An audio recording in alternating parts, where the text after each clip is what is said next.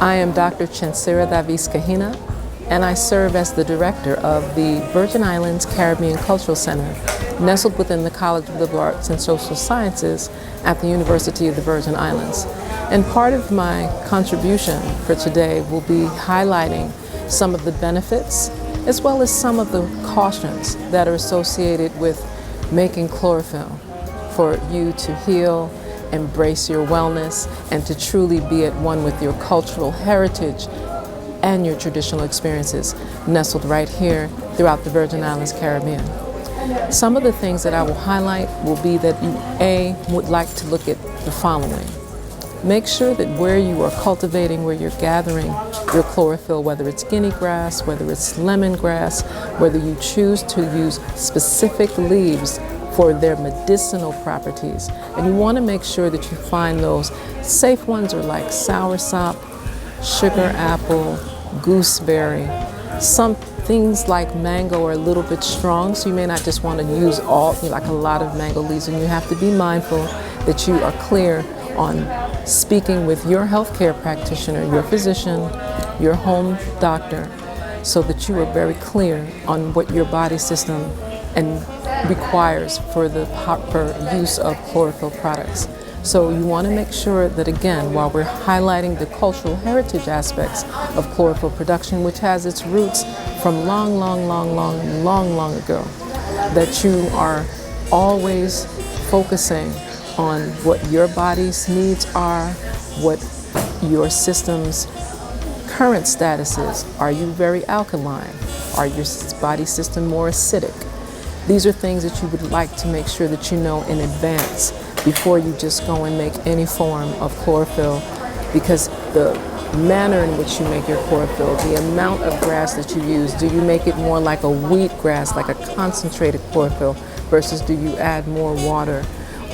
And make sure we're clear on what type of water you use. It's important that many times you can consider using distilled water, because that allows for the optimum amounts of alkalinity to exist in whatever chlorophyll you utilize. And then once you prepare your chlorophyll, don't add so much sugar that you completely destroy the medicinal properties of the respective use for which you're taking the chlorophyll as in liquid form. Those are 2 points. The third point that or I should say C, that I'd like to highlight is that within our cultural heritage traditions here in the Virgin Islands, and of course by the natural geographics of where we are within the Caribbean, our neighboring Caribbean isles, there has been an ongoing tradition of persons using medicinal herbs, not only as infusions or teas, not only as decoctions with barks and roots, but they will use the flowers, the leaves of plants.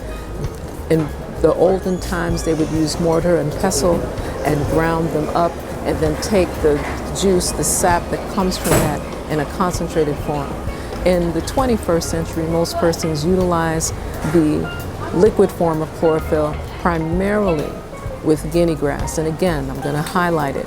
Where you collect your guinea grass, do not use guinea grass that's right on the side of the highway or right on the side of the road, because all of the exhaust, the carbon, the fumes are right there on the grass, and there's not that much you can wash off in that regard. So it's better to go and take a nature walk, take a hike in our wonderful, pristine cultural heritage hike sites throughout the Virgin Islands, and gather your guinea grass there. If you find lemongrass in those areas, use it from those places. If you find some of the other gooseberry leaves, soursop leaves, sugar apple leaves, and when you're using leaves, you have to be very clear and understand that they are very strong.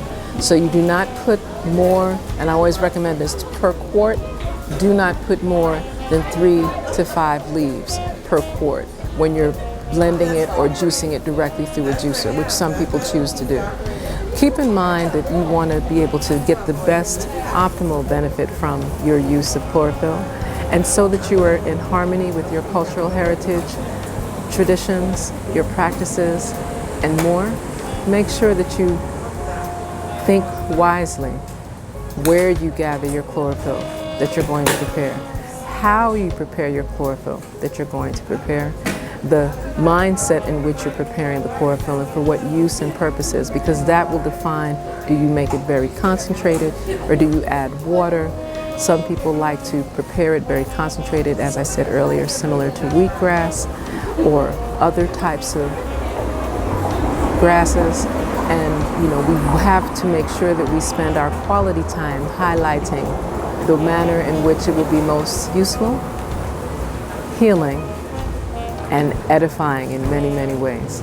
So I hope that my short little tidbits on making chlorophyll and its cultural heritage, foundations and ramifications have been of use to you. If you have any questions, feel free to contact us at the Virgin Islands Caribbean Cultural Center, nestled within the College of Liberal Arts and Social Sciences at the University of the Virgin Islands. Have a blessed day.